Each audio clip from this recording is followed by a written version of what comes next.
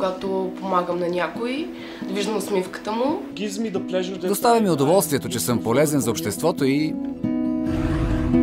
Доброволец е да си отговорен, да си много отговорен. Да си доброволец е отлично изкуство.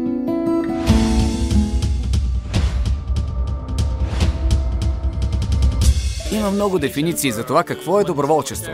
Но най-простичко казано, доброволчеството е да работиш без пари. Доброволчеството е вид работа.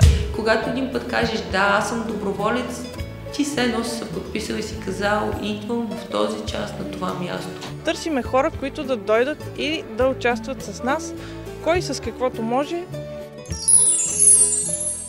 Когато един човек истински вярва в това, което прави и работи на екран, той може да зарази своите зрители. Ще стане, няма начин.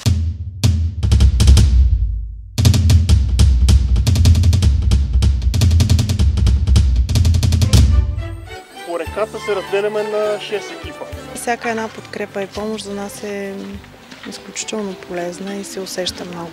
Можем да направим нещо, макар и малко, за да помогнем на някой.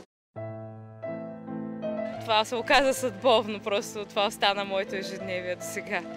Това е моята втора година като доброволец. Честно да си призная, това ми е за първи път. Елате, има много момичета. Има много красиви колеги в Младежкия съвет в Прилеп. Затова елате и бъдете част от това. Пътуването. Доста пътувах, по-точно из Европа.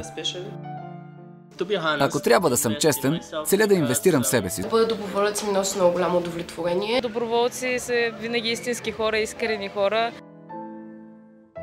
Искам винаги детето в мен да остане живо. Вярвам, че България има шанс. Щом има кой да подкрепя, винаги има бъдеще. А доброволчеството ви предоставя възможността за една главна роля. Харесва ми.